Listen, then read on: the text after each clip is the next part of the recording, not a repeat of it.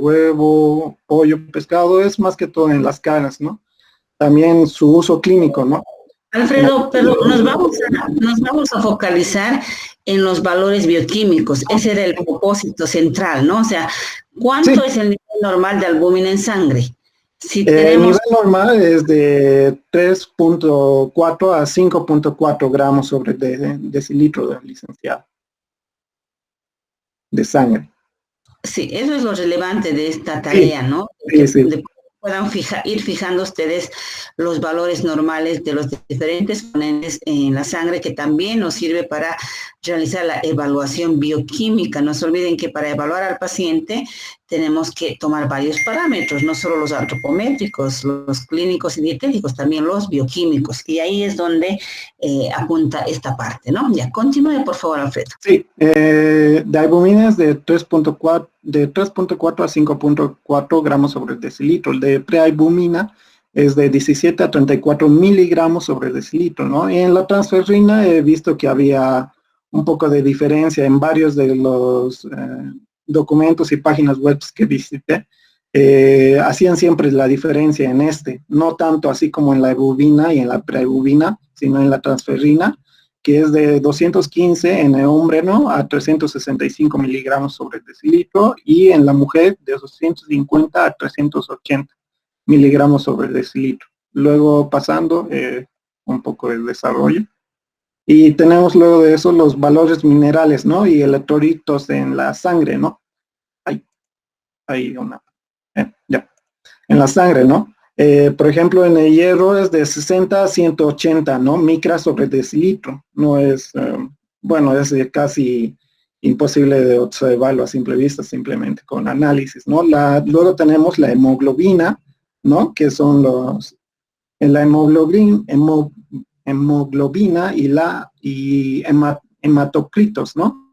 Que son la hemoglobina de 13.5 a 17.5 gramos sobre decilitro. En este pude observar que en algunos de las páginas y en algunos textos de PDFs que descargué lo manejaban con 10 y con 10 el valor mínimo, ¿no? Y con el valor máximo a 15, ¿no? Gramos sobre decilitro.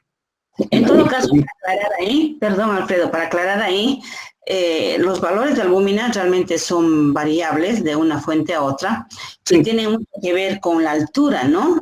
Sí, sí, licenciada, eso es otra cosita. He dicho, los de La Paz tienen más hemoglobinas que no. Sí, Sí, sí, ¿y cuál es eso también. la explicación para eso? Simplemente que la albúmina es transportadora de oxígeno. Entonces, Sí, en la altura hay mayor carencia, pues, de este elemento de oxígeno. Entonces, el cuerpo, como un mecanismo de defensa, digamos, ante la falta de oxígeno, intenta producir más hemoglobina para transportar más oxígeno. Y no ocurre lo contrario a nivel del mar. Entonces, siempre va a haber variaciones en albúmina, sí, perdón, en hemoglobina. hemoglobina, sí. Muy bien. Luego de eso, continuando, ¿no? La de calcio, ¿no? El calcio de 8.5 a 10.2 miligramos sobre el decilitro, el potasio de 3.8 a 5.2 moles sobre el litro, ¿no? El sodio de 135 a 145 micromoles, ¿no? Esto es ya la cantidad, no es mol, ¿no? Porque un mol tiene otro tipo de medida, estos son milimoles, ¿no? Y después de fósforo de 2.8 a 4.5 miligramos sobre decilitro, el cloro también de 96 a 110 micromoles sobre litro. Luego aquí mis explicaciones de cada una para tener un repaso, ¿no? Y también según lo que nos pedían, ¿no? La tarea. Luego de eso tenemos el perfil lipídico en la sangre que nos pidió, que en el colesterol total lo va contando, ¿no? Las HDLs, las LDLs y las VLDLs, ¿no? Tenemos que mencionar que las HDLs es el colesterol bueno, ¿no? El que ayuda en el movimiento de los otros tipos de grasas, las LDLs y las VLDLs en el torrente sanguíneo, ¿no? Y siempre tenemos que considerar que en cuanto sea mayor la cantidad, en este sí podemos mencionar, sea mayor la cantidad de en el nivel de sangre, es mucho mejor para la distribución de las otras grasas que se logren mover correctamente, ¿no? En las LDLs tenemos en valores normales de menos de 100 miligramos sobre decilitro tienen que ser, ¿no? Y en los valores alterados ya a partir de 100, en algunos textos lo manejan hasta 120, ¿no? A 190 ya va ocurriendo lo que es ya puede ocurrir ya obstrucción arterial, paros cardíacos y falta de oxígeno, ¿no? También porque sabemos que las grasas tapan las arterias donde pasan los glóbulos rojos y no llega el oxígeno, ¿no? El desmayos. Luego también tenemos las BLDLs, que son de 2 a 30 miligramos sobre decilitro, y los valores alterados se encuentran a mayores de 30 miligramos, ¿no? Sobre decilitros. En los triglicéricos es de 30, ¿no? Hasta 200, ¿no? Miligramos sobre decilitro. Y en mayor, a partir ya se considera mayor, en realidad debería ser un poquito menos, ¿no? Se debería considerar de mayor a 200, es decir, si está en 200 ya está sufriendo como si estuviéramos diciendo del IMC, de la obesidad, ¿no? Directamente ya estuviera pasando, de perfil lipídico. Luego continuando, mis pequeñas explicaciones. Las pruebas de función renal, ¿no? En lo voy a bajar, sí. Bueno, las pruebas de función renal tenemos en la urea, que los valores normales que maneja son de 8 a 22 miligramos sobre decilitro, y los valores alterados ya hay una pequeña brecha, ¿no? Aquí vemos de 22 hasta 50 podría ser, es decir, va variando. A partir de 50 ya ocurre una buena variación de en cual se podría considerar como un factor de riesgo, ¿no? Luego de esto también tenemos la creatinina de 0.7 a 1.3 miligramos. En sí es la cantidad, ¿no? De la creatinina, cual más que todo se utiliza para realizar la pigmentación, ¿no? Y se puede observar en algunos casos cuando supera estos 3 miligramos, los ojos se van colocando amarillos, ¿no? Es el que se encarga de la pigmentación amarilla de la orina. Luego de eso tenemos de 3 a 7 miligramos de ácido úrico, y en mayor a 7 ya tenemos la iteración de estos mismos, ¿no? Continuando, tenemos las pruebas de función hepática y la biliar, ¿no? Las transminasas de GOT y las GPT, que son 12 unidades por litro, y los niveles alterados son de 12 a 18 unidades sobre litro, ¿no? La bilirrubina es de 0.3 a 1.2 miligramos sobre el decilitro, y el nivel alterado ya lo vemos que es de 2 miligramos, es decir, es un valor muy leve, ¿no? Muy pequeño, ¿no?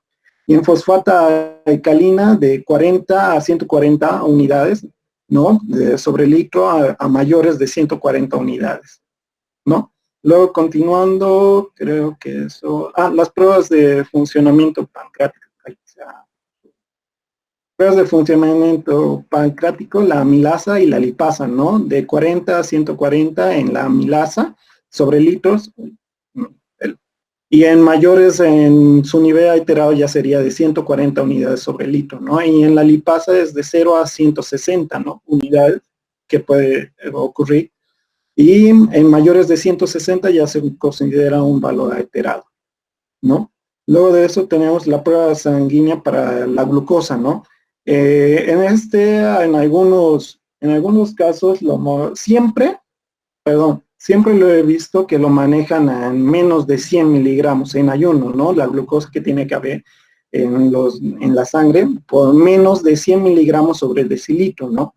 En algunos textos lo manejan con menos 90, ¿no? En algunas ocasiones, y en los niveles alterados ya lo consideran que la glucosa si supera a los 100 miligramos, a 125 ya empezaríamos ya empezaríamos con los estados de prediabetes, ¿no?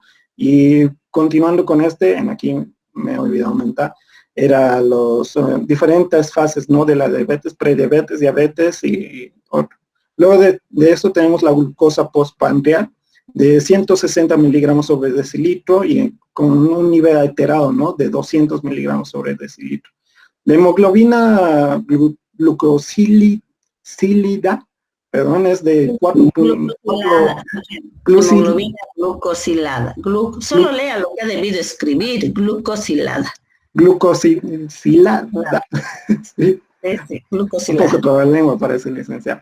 De 4% a 5.6%, ¿no? Y en los niveles alterados de 5.7% a 8%, ¿no? Luego, continuando, creo que ya era y los indicadores, ¿no? De la condición clínica relacionadas a estado nutricional. En la tarea no tenía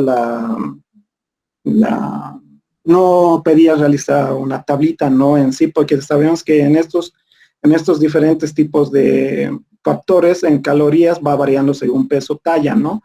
Y también los demás en proteínas van variando de cada uno, de la vitamina A, de la vitamina C y de hierro, de zinc y de la vitamina B, ¿no? Y eso sería mi tarea, licenciado. Gracias, Alfredo, por socializarnos, por comentarnos su tarea.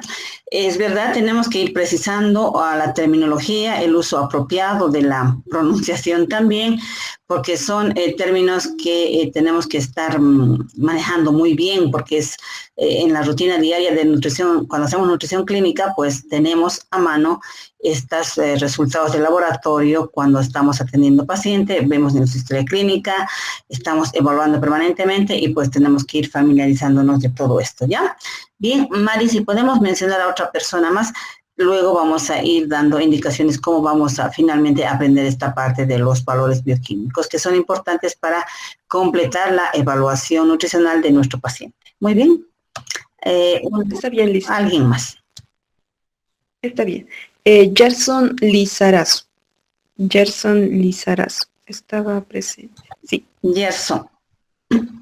Jason, ¿no? No sé quién es. Gerson Omar Lizarazo Cerrudo. Ya. ¿Se encuentra, por favor? Si se puede manifestar.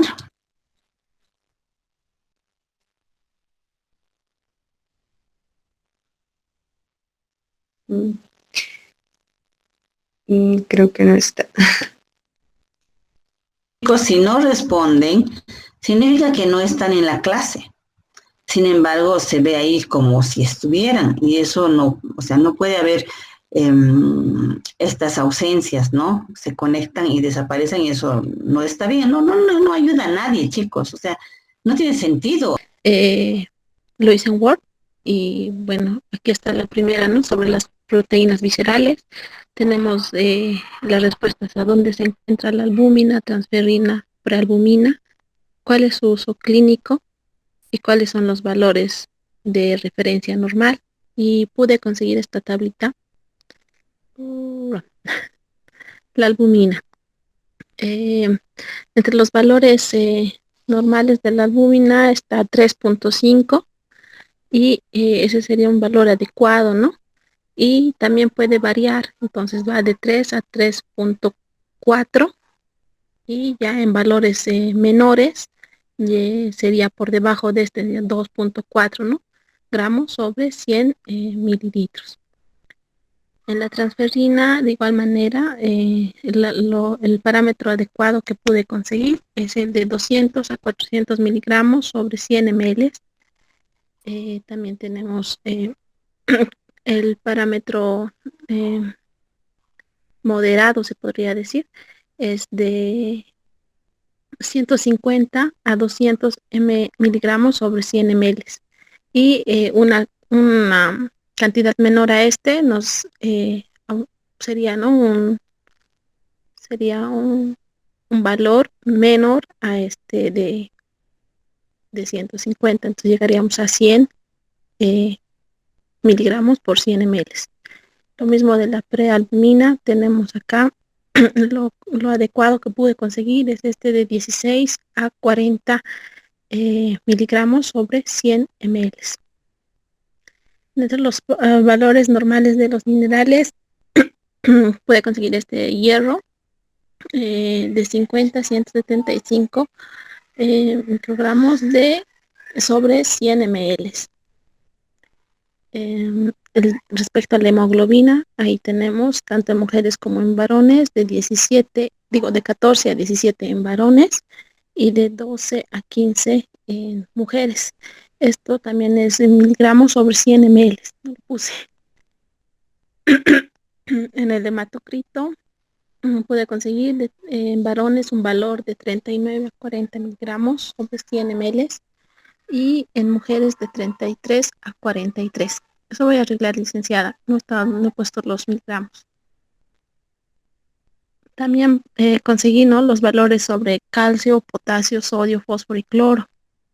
La concentración de estos entre sus referencias: calcio de 100 a 400 miligramos por día. En el potasio de 3,5 a 5,1 miligramos por decilitro. En este parámetro que he encontrado en todos de estos va a depender a la prueba recomendada. Hay algunos que conseguí, por ejemplo, en el calcio, concentración en suero plasma y también en la prueba de excreción por orina. Entonces son dos tipos de valores que nos da referente a cada prueba. Y bueno, este es el de calcio de 8.8 a 10 miligramos sobre 100 ml y es en excreción por orina de 100 a 400, ¿no? En el potasio de la misma manera encontramos en suero o plasma de 3,5 a 5,1 y en excreción por orina de 25 a 120 micromoléculas por día. También en sodio, de la misma manera, los dos tipos de exámenes. Tenemos en el primero de concentración de sueroplasma 35 a 145 y en excreción de orina de 40 a 220 micromoléculas por litro, ¿no? El cloro, de la misma manera, concentración en plasma o suero de 100 a 110. En la excreción por orina de 110 a 250. Y por último, el de fósforo, concentración en plasma o suero de 2,7 a 4,5 miligramos por 100 ml. Y en fósforo de excreción de orina de 600 a 800 miligramos, ¿no?, cada 24 horas. Los valores lipídicos en sangre, encontramos estos valores referente al colesterol menor a 200 miligramos sobre 100 ml se considera adecuado. Que te corte. No estás avanzando tu pantalla. Se quedó en albúmina, en eso. No estás en lo que estás explicando. Perdón. Voy a ver, tal vez algo.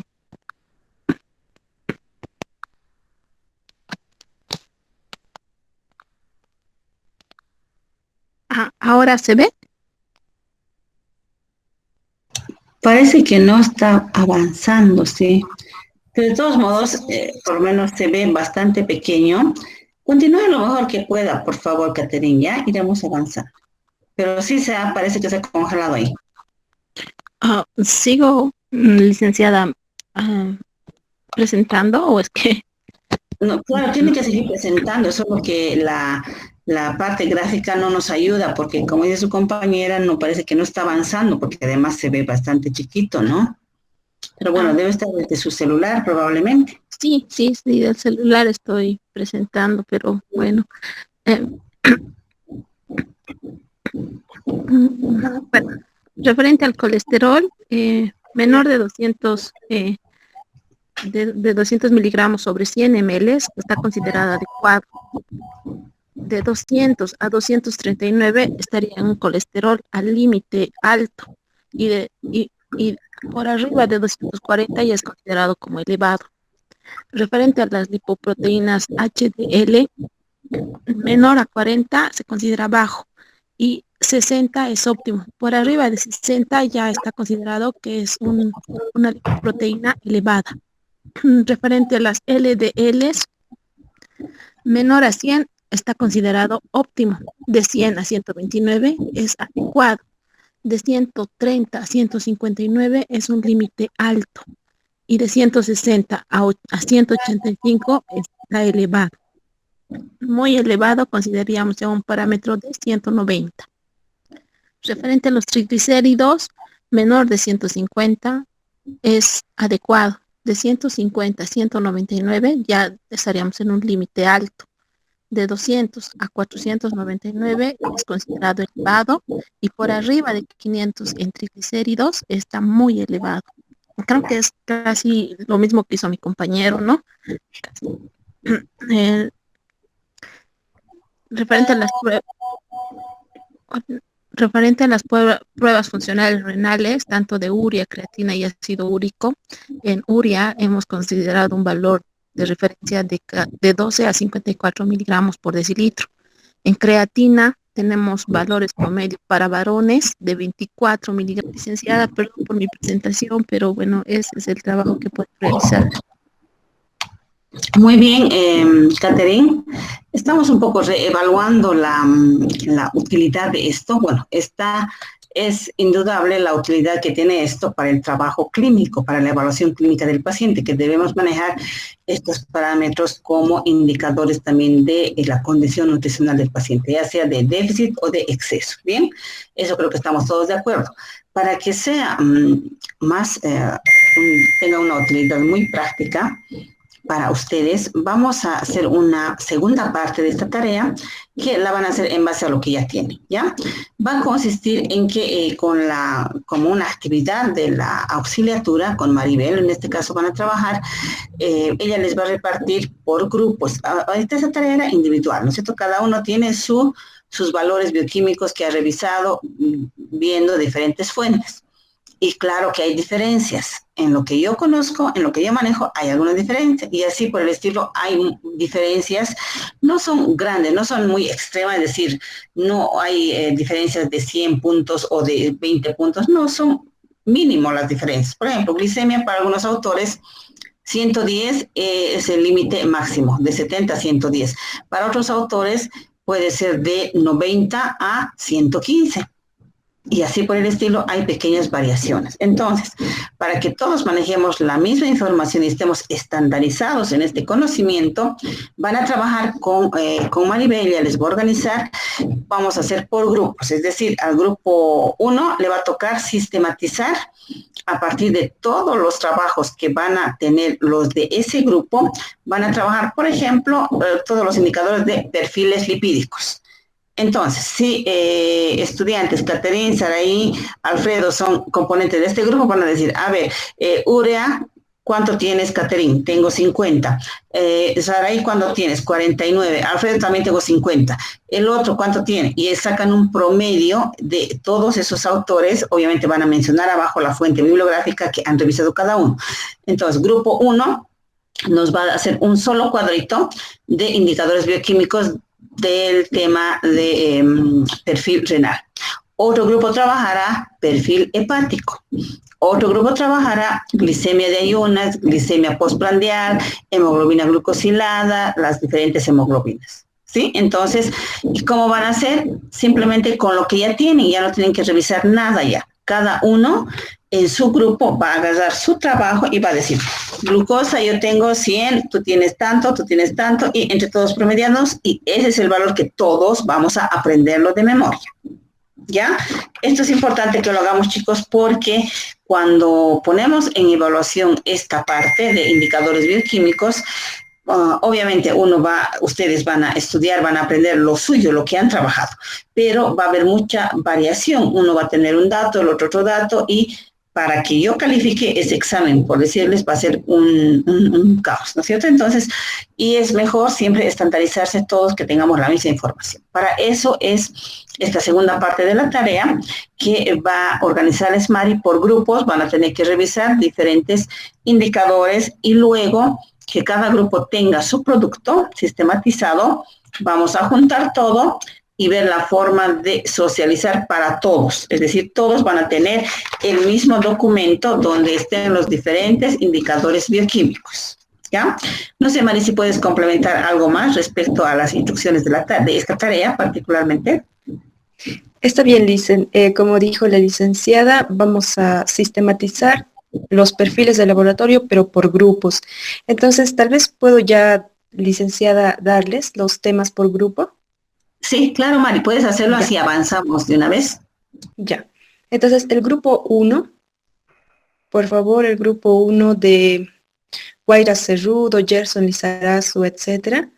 van a ser pruebas del funcionamiento pancreático y pruebas de laboratorio para alteraciones de la glucosa sanguínea. Vuelvo a repetir. Grupo número 1, pruebas del funcionamiento pancreático y pruebas de laboratorio para alteraciones de glucosa sanguínea. El grupo número 2 va a ser pruebas de función hepática y biliar. Pruebas de función hepática y biliar para el grupo número 2. El grupo número 3 va a realizar pruebas de función renal y valores normales de minerales y electrolitos en sangre. Vuelvo a repetir, grupo número 3, pruebas de función renal y valores normales de minerales y electrolitos en sangre. El grupo número 4 va a ser perfil lipídico en sangre. Grupo número 4, perfil lipídico en sangre. Y el grupo número 5, proteínas viscerales. Proteínas viscerales, ese sería. Ese sería, Lisen. Hay, Lisen, los indicadores de la condición clínica, esos no son parte de los indicadores bioquímicos, ¿no? Pero ¿podría también asignarles a un grupo? Sí, todo lo que es la observación clínica. Sí, Mari, para complementar en todo caso estaría bien.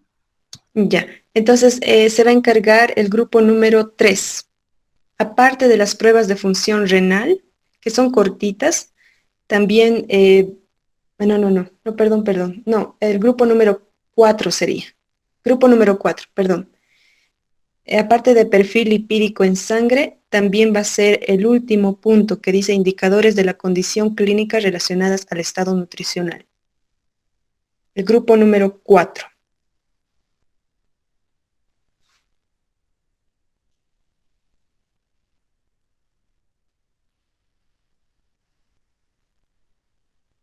Bien, chicos, tomaron nota ya. Imagino que cada grupo tiene como que un representante, ¿no? Que un poco hace digamos, la conjunción de todo lo que se encarga a cada grupo, porque a veces lo que hacen todos, pues hace nadie. Entonces siempre es bueno al interior de cada grupo tener una persona responsable para que sea coordinador de su grupo, ¿no? Saraí está levantando la mano, Saraí. Sí, licenciada. María, una preguntita. Nosotros éramos el grupo número 1. Ah, ya, perdón, sí, estaba en la otra diapositiva. Sí, perdón. Sí, Cartagena, Rosas Daniela, Jiménez Toro Zaida, Lasalte Montes Brenda, sí, perdón, el grupo número 1. ¿Ya puedes repetir, por favor, las pruebas que nos tocó? Ya, grupo número 1, pruebas de funcionamiento pancreático y pruebas de laboratorio para alteraciones de la glucosa sanguínea. Gracias.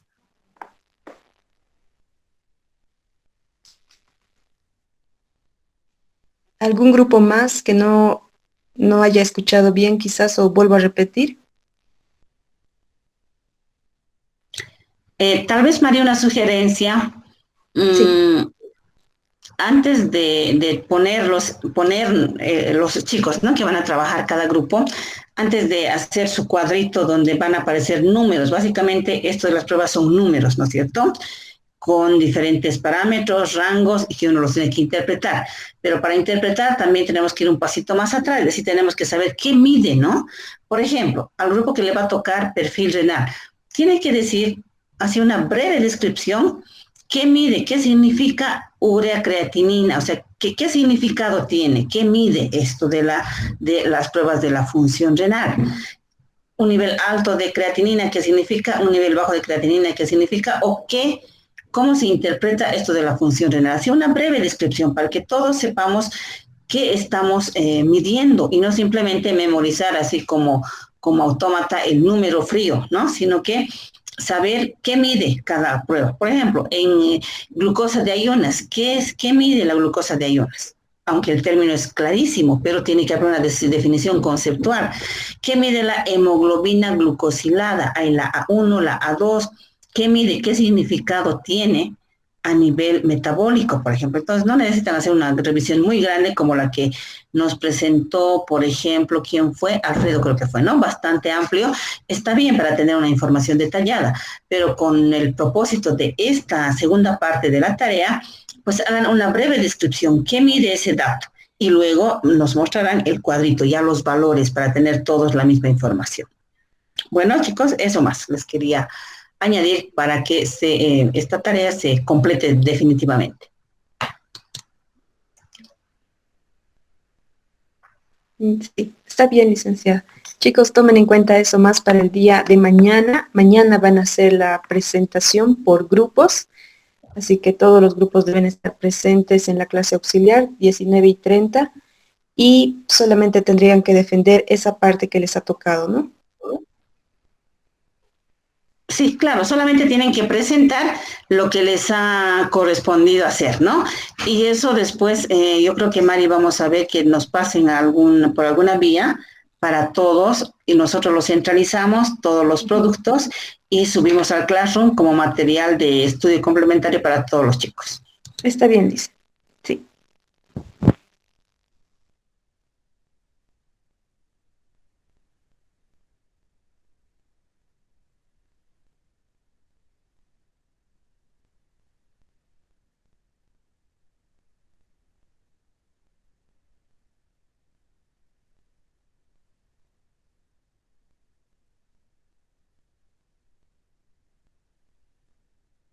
Entonces, chicos, ya tenemos la tarea encargada, que va a ser la complementaria a esta que estamos presentando ahora, ¿no? Entonces, bueno, para adelantarles un poco, chicos, tenemos todavía que avanzar, bueno, tenemos, como está en el programa, la siguiente práctica. Tenemos dos, en realidad, que les quiero anunciar. Una es la realización de la historia clínica dietética, que para hacer esto tenemos que conocer qué cosa. Lo que ha sido la parte introductoria de la unidad 2, es decir, todo lo que es el proceso de cuidado nutricional del paciente, donde sabemos que el primer paso es evaluación nutricional. Para evaluación nutricional ya hemos revisado todos los métodos, hemos visto la parte de la antropometría, estamos viendo ahora la parte bioquímica, todo lo que es la evaluación dietética, ya la hemos visto con las diferentes técnicas, recordatorio, perfil de dieta habitual, la frecuencia de consumo, todo eso que ya lo hemos revisado, ¿verdad? Entonces, también para llenar la historia clínica dietética se necesita conocer y manejar todo lo que son requerimientos, que también ya hemos avanzado la clase anterior, antes de esta semana de vacaciones que hemos tenido, ¿verdad? Entonces ya tienen todos los elementos necesarios para poder ya desarrollar una historia clínica dietética. Y esto, por favor, chicos, lo vamos a hacer, va a ser nuestra práctica número 2, ¿ya? Esto de la historia clínica. Y van a trabajar entre ustedes, ¿ya? Y una segunda parte podemos hacer con algún familiar, pero eso lo vamos a organizar. Solo quiero anunciarles que está pendiente esa práctica, que de hecho la vamos a tener que hacer el día miércoles, es decir, pasado mañana, ¿ya? Para eso yo les voy a subir la guía de práctica el día de hoy, para que ustedes ya vayan preveyendo, trabajando, para que tengamos esto listo para para trabajar el día miércoles, durante la clase del día miércoles. Después tenemos la práctica número 3, que tiene que ver con el diseño, la elaboración o la confección, si quieren, de las herramientas para la consulta nutricional. Ese tema no lo han visto todavía. En el tiempo que tengo, no sé si vamos a alcanzar. En todo caso, voy a desarrollarlo el día de mañana. Entonces, tenemos 2 prácticas programadas en lo que se viene. Y con eso estaríamos casi concluyendo la unidad número 2. Vale decir que ya tenemos el material necesario y completo para hacer nuestro primer parcial. Entonces, nuestro primer parcial estaba programado para esta semana incluso, chicos, tomando en cuenta que el anterior hubiéramos trabajado, pero como no fue eso, una semana se está demorando todo y nuestro examen parcial sería el día lunes. El día lunes, ¿qué fecha es? Déjenme ver el calendario, 4 de octubre.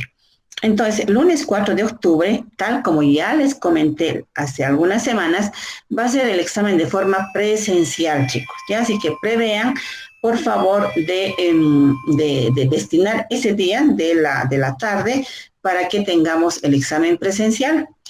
Y lo vamos a hacer por grupos. Seguramente yo voy a organizar esto de tal manera que respetemos todo el tema del distanciamiento social, las normas de bioseguridad, todo lo necesario para que demos un examen presencial sin ningún riesgo. Entiendo que todos ya están vacunados, ya es una buena cosa, que ya están protegidos al menos con la vacuna, ¿sí?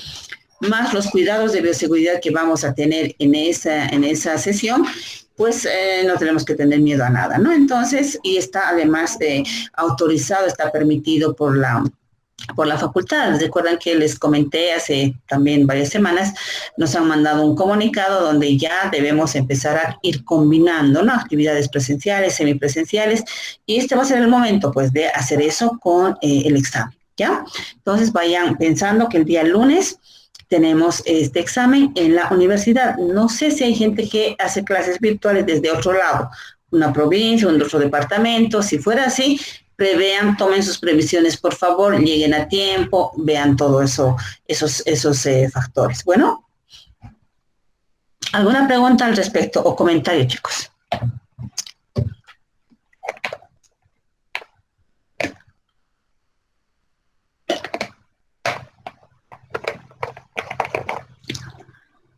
Ya, si no hay nada, ningún comentario, pues, o no sé, ¿le están pensando, les ha tomado de sorpresa?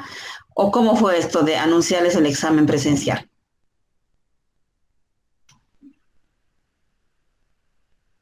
¿Les parece que está bien, chicos?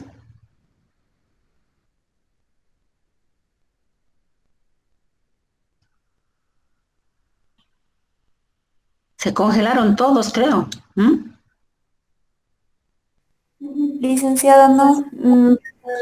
De la definición, las partes, los componentes del plan.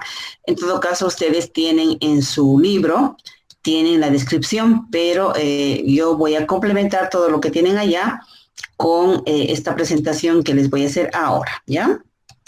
A ver si me confirman que están pudiendo ver la diapositiva.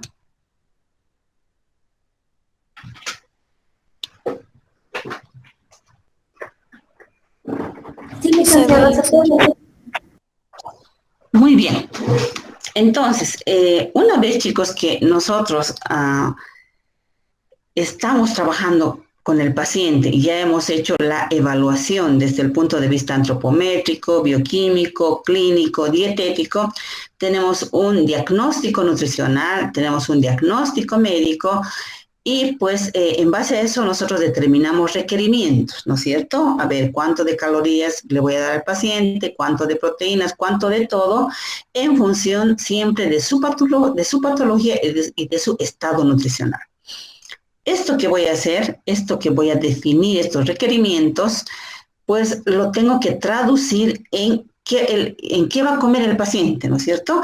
Si bien nosotros cuando hacemos requerimientos decimos, voy a darle al paciente 1.800 calorías, voy a darle 85 gramos de proteínas, 70 gramos de grasas y 280 de carbohidratos. Y así voy definiendo requerimientos en cantidades numéricas, ¿no es cierto?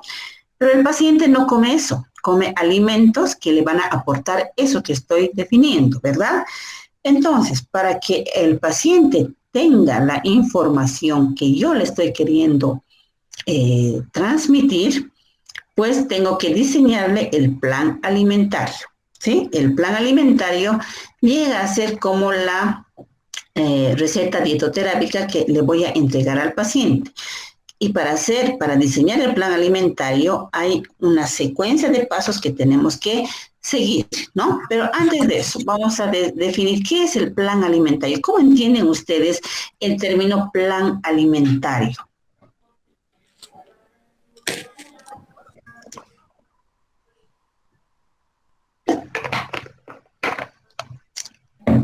Plan, ¿qué significa plan? El término plan. Con cierto propósito. Así es, el plan es lo que yo tengo previsto hacer, ¿no es cierto? Es como cuando nos dicen, ¿qué planes para el fin de? ¿No es típico que ustedes jóvenes se pregunten, ¿qué planes para el fin de? ¿Qué quiere decir esto? ¿Qué vas a hacer el fin de semana? ¿No? ¿Qué tienes pensado hacer? ¿Mm? ¿Sí o no? Entonces, ¿qué tenemos en este caso? Relacionado a qué se piensa hacer con el paciente, pero en relación a su alimentación, a su dieta, en otras palabras, ¿sí? Con este término, bueno, hay sinónimos que pueden encontrar en mucha bibliografía también, y en nuestro medio particularmente, pueden encontrar como plan de alimentación, o plan de dieta, o dieta, o sea, puede recibir diferentes nombres, como vamos a ver más adelante, pero el sentido de esto es qué pensamos hacer con el paciente en cuanto a su alimentación. O en este caso, ¿qué está pensado que el paciente realice en cuanto a su alimentación referente a su patología y a su estado nutricional? Obviamente, esto que estoy diciendo es más un conocimiento técnico, pero para el paciente el plan es lo que tiene que comer, básicamente, en términos muy sencillos, muy básicos, ¿no es cierto? Entonces, el plan alimentario, ¿qué es? Es un instrumento didáctico, principalmente sirve para educar al paciente. A través del plan, nosotros le estamos educando al paciente, ¿no es cierto? Permite a este paciente conocer y comprender las pautas de alimentación recomendadas. Es decir, en algunos casos también le llaman pauta alimentaria, es decir, qué cosa más o menos le tengo que decir que coma el paciente, ¿no es cierto? Es la receta dietética que debe cumplir como parte de su tratamiento, también es otra definición. Y en otras palabras mucho más sencillas, es la dieta a seguir por el paciente o lo que debe comer. Incluso podemos agregar aquí una quinta definición muy simple que diga qué es lo que puede comer el paciente, ¿no es cierto? Entonces, el plan alimentario es eso, es un instrumento didáctico que sirve principalmente para educar al paciente y le tiene que permitir saber o conocer, y no solo conocer, sino también sobre todo comprender, porque si el paciente no comprende el plan que le estoy haciendo, no vamos a cumplir los objetivos para los cuales está siendo diseñado este plan, ¿no es cierto? Entonces, esto del plan es pues la parte, es lo que espera el paciente. Cuando viene a nuestra consulta, al paciente poco le importa que le vamos a preguntar qué come, qué no come, qué le guste, qué no le guste, cuánto pesa, cuánto mide, cuánto es su IMC.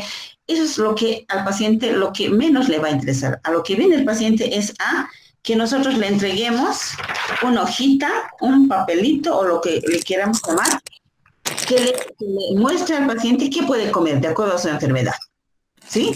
Entonces, este plan alimentario pues tiene esa relevancia, es la meta principal del paciente, viene a eso, a que nosotros le demos su plan alimentario. El cómo le lleguemos a hacer este plan alimentario, bueno, esa es otra historia, ¿no? Que es un manejo técnico que tenemos que hacer. Entonces, ¿cómo elaborar este plan? ¿Qué tenemos que saber? Primero, es indudable que el paso número 1 es que tenemos que conocer el diagnóstico médico del paciente. Si no conocemos la enfermedad del paciente, no vamos a saber ni qué llamarle al plan.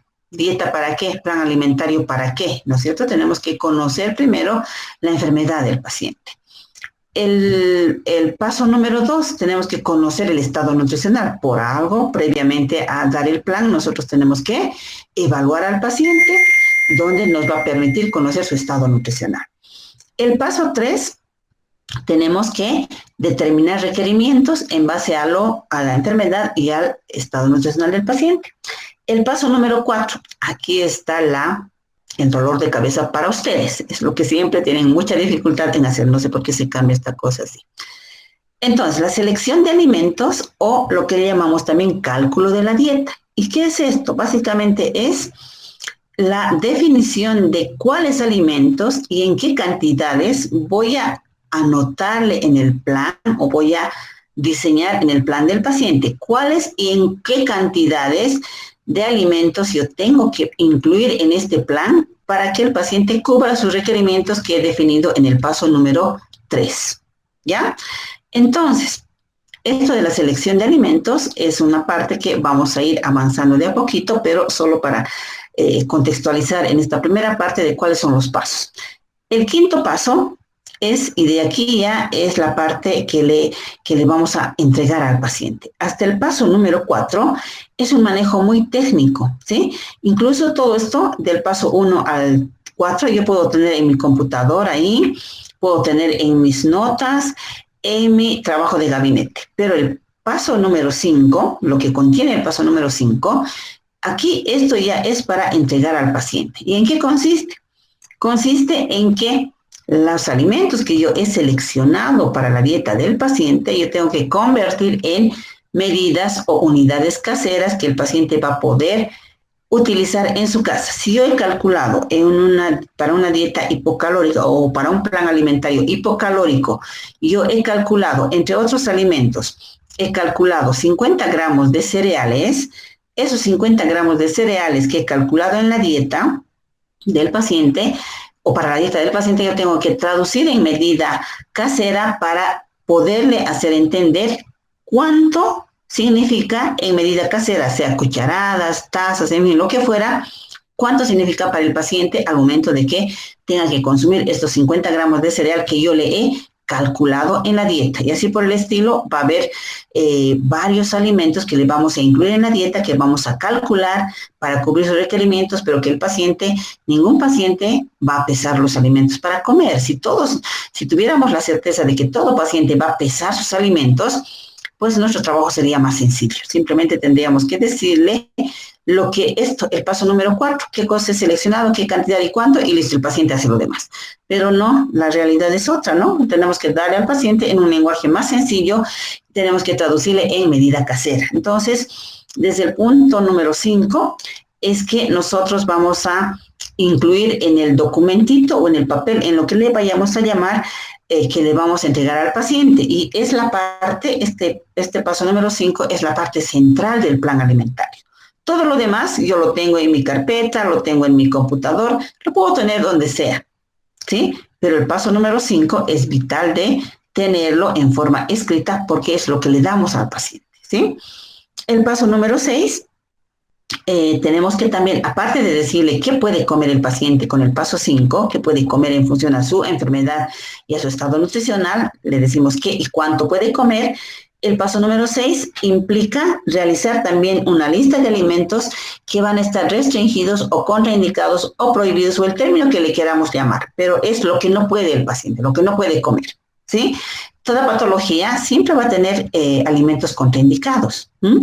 Entonces al paciente no solo es importante decirle qué puede comer en el paso 5, sino qué no puede comer, qué no le está permitido para su patología, ¿sí?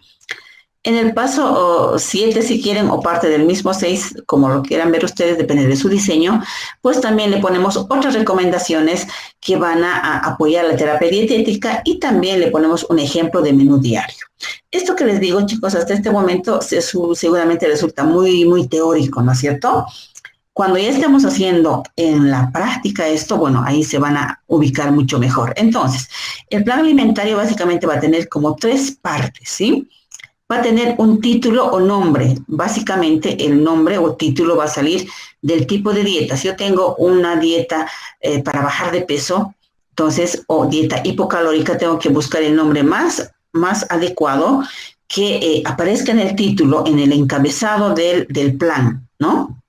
El paciente tiene que mirar que ese plan que le estoy dando tiene un nombrecito, aparte de su nombre personal, por supuesto, ¿no?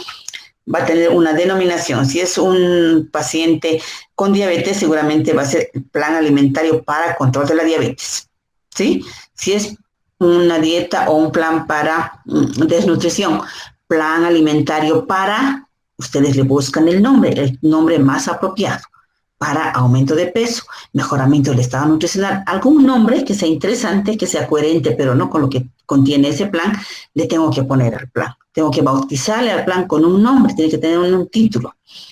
La parte número 2 del plan van a ser los datos de identificación del paciente. Tenemos que saber para quién es ese plan. Entonces tenemos que poner el nombre del paciente.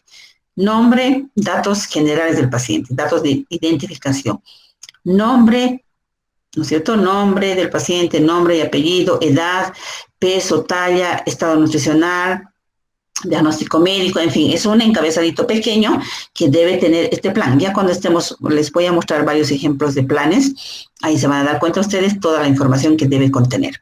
El punto 3, que es la parte central del plan, son los alimentos permitidos. El paciente tiene que saber qué le está permitido, qué le está permitido consumir, en qué cantidad, en medida casera.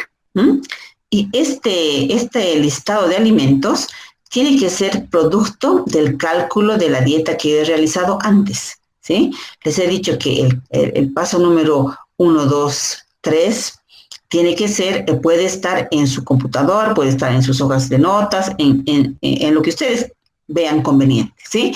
Pero para que le llegue eso que han hecho ustedes al paciente, yo tengo que pues ponerle en un lenguaje sencillo. Y el lenguaje sencillo para esto es pues el plan donde va a tener el nombre, va a tener datos de identificación y esta parte central número 3, alimentos permitidos, que tienen que ser reflejo fiel del cálculo de alimentos realizado. Por ejemplo, si en mi cálculo de una dieta X, yo he calculado 200 cc de leche fluida, lo cual me ha dado 130 calorías, me ha dado como 6 gramos de proteínas y los otros nutrientes, ¿verdad? Entonces, al paciente, ¿cómo le traduzco esos 200 cc calculados de la leche? Le tengo que decir leche entera, leche fluida, una taza estándar seguramente, ¿no? Una taza. Y así por el estilo, yo tengo que traducir el cálculo realizado a medida casera de tal forma que el paciente me comprenda, ¿no? Porque si yo le dejo abierto sin cantidad y solo le pongo el alimento, el paciente puede tomar 2 tazas, ya son 400, pero mi cálculo decía 200. O el paciente puede tomar media taza, el resto lo ha completado con agua porque le gusta la diluida. Mi cálculo era 200, entonces el paciente en la realidad está tomando 100 nada más. Entonces mi cálculo, el tanto trabajo que he pasado en hacer mis calorías y cuadrar todo, pues no me va a servir si yo no le traduzco exactamente a la medida casera que yo he calculado. ¿Sí? ¿Hasta ahí alguna pregunta, chicos?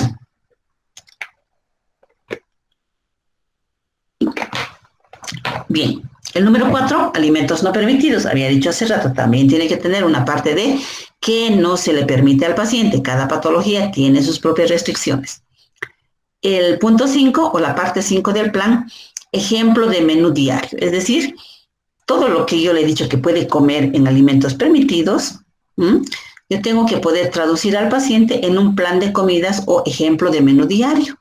Para que el paciente, si yo le he dicho, por ejemplo, 200 cc de leche, le he calculado 200 cc de leche, he calculado 50 gramos de cereales de manera genérica, yo tengo que poderle dar ejemplo en un día concreto, en qué hora podría consumir esas 200 cc de leche que le he calculado, o en qué comidas puede consumir los 50 gramos de cereal que le he calculado. Seguramente voy a poner, qué sé yo, de repente una sopa de arroz, le voy a poner un segundo, ya sea de mañana o de tarde, voy a utilizar 40 gramos del cereal que me está restando, o sea, tengo que traducir en un ejemplo concreto los alimentos que yo le he dicho que puede comer al paciente, ¿no? Esto, les digo otra vez, de repente sigue siendo un poco teórico, cuando estemos en la parte práctica, ahí se tienen que ubicar perfectamente, ¿sí? Y en otras recomendaciones van a entrar todo lo que va a ayudar a complementar los otros puntos, es decir, lo que no le he dicho que puede comer, es decir, en el punto 3 le digo todo lo que puede comer.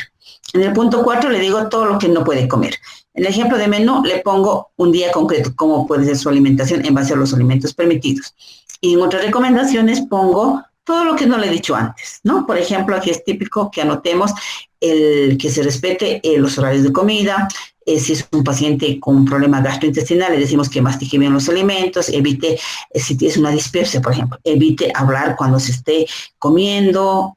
O si es un paciente obeso, le anotamos ahí la importancia de realizar actividad física. En fin, en otras recomendaciones ponemos todo lo que no le he dicho antes, pero que sí va a apoyar la terapia dietética. Todo esto, estos 6 pasos, yo lo puedo presentar en diferentes formas, en diferentes modelos. Entonces, el formato es opcional, o sea, cada profesional decide cómo quiere llegar a su paciente. Quiere llegar con un plan consistente en un anverso y un reverso, quiere llegar al paciente, quiere escribirle todo lo que le va a decir que puede comer, lo que no puede comer, ejemplo, y todo lo que debe contener el plan, le va a decir en 2 hojas, las va a hacer un cuadernito, las va a hacer un engrampado, o sea, cómo va a llegar al paciente. Un bíptico, un tríptico, cómo lo quiere, ¿no es cierto? Aquí hay algunas sugerencias, pueden ser trípticos, bípticos, pueden ser una sola plana, ambas planas, pero sí hay ciertos requisitos. Este plan, cualquiera sea la elección que yo haga en el formato tríptico, bíptico o una plana, 2 planas, lo que fuera, tiene que ser elaborado en forma didáctica, tiene que ser comprensible. Y para que eso sea así, pues tenemos que emplear un lenguaje claro, sencillo, pero completo también, ¿no? Y se debe combinar texto con imágenes. Ayuda mucho. Yo les voy a mostrar varios planes donde tenemos diferentes estilos. Le llamamos estilos. Cada persona tiene su propio estilo, ¿no? De vestirse, de hacer sus tareas, de ir a una fiesta. Tiene su propio estilo. En esto también hay un estilo propio, pero ese estilo propio tampoco es tan arbitrario, ¿no?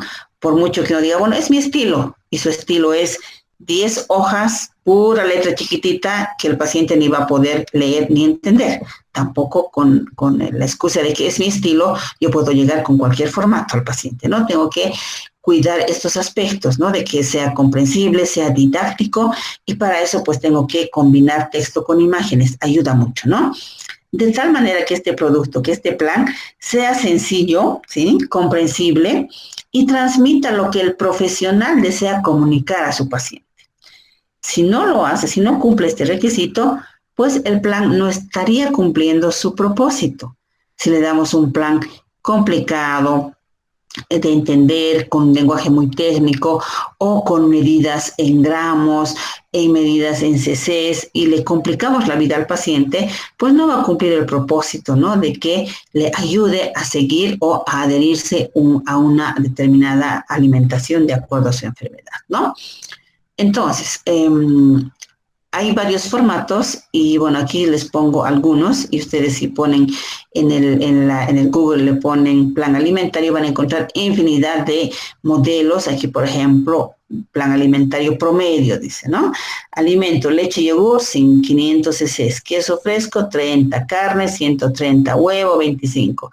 Eso, chicos, para un paciente estándar, para nuestro medio sociocultural, no le ayuda mucho, ¿no? No le ayuda mucho porque todo está en cantidad, en medidas internacionales. Es decir, para que el paciente coma estos alimentos que le está sugiriendo el plan, está obligado a contar con una balanza y a pesarse y seguramente a tomar el peso de todo lo que va a comer, un poco así, ¿no? Entonces, hay planes y planes. Aquí dice el título, voy a leer la letra chiquitita, no puedo. Dice, reto de 30 días fitness. Se supone que es un menú con diferentes tiempos de comida para bajar de peso. Entonces, también esto lleva el nombre de plan, es decir, le está diciendo también al paciente qué puede comer en 30 días, le está diciendo, ¿no?, qué puede comer. Y así por el estilo, hay planes y planes, y hay diferentes formatos, ¿sí? Entonces, la segunda parte de esta clase, de este tema de plan alimentario, voy a presentarles el día de mañana. Voy a socializar varios modelitos de planes para que de manera constructiva y de manera analítica también, entre todos ustedes veamos algunos modelos y saquemos lo mejor de unos y no hagamos lo que no está bien de otros, ¿ya? Y después, como producto de todo esto, ustedes de un tiempo un poquito más adelante, van a diseñar sus propios planes y eso sí, ahí tienen que ponerle su sello personal, como se dice, ¿no? Hacer sus propios modelos, sus propios formatos, pero todos tienen que respetar la secuencia que debe tener el plan y las características del plan, es decir, el lenguaje sencillo, material didáctico, que el material debe ser didáctico, debe ayudar a comprender al paciente y debe ser también un poco atractivo. Es como cuando tenemos un libro en color, full color, o tenemos un libro en blanco y negro, o tenemos el mismo libro en una fotocopia mal hecha. ¿En cuál da gusto de estudiar, de leer? Seguro que un libro full color. ¿no es cierto? Si no tengo el full color, seguramente un libro blanco y negro, pero que sea nítido, que tenga algo de ilustraciones, que tenga la letra no muy chiquitita, o sea, que sea agradable también para mirar, ¿no? En relación a una fotocopia, digamos, mal hecha. Entonces, es un poco lo mismo. El paciente, su plan, el plan del paciente tiene que tener estas características también. Pónganse siempre, yo digo, en el lugar del otro, del paciente, ¿no? A ver, si yo fuera paciente, me gustaría que me entreguen esto como plan, o me gustaría que me entreguen este otro, a ver cómo me sentiría, ¿no? Entonces, de todo esto vamos a hablar el día de mañana como una complementación de este tema. Les voy a mostrar, les dije ya, varios modelitos de planes para que puedan ustedes tener un poco más información, ¿no? Más información real, por supuesto, de cuáles pueden ser los formatos, los modelos y los estilos también de elaborar estos planes alimentarios, ¿ya? Bien, chicos, con esto me despido de ustedes. Estamos justo a la conclusión de la clase y estaríamos viéndonos el día de mañana. Y de hecho, yo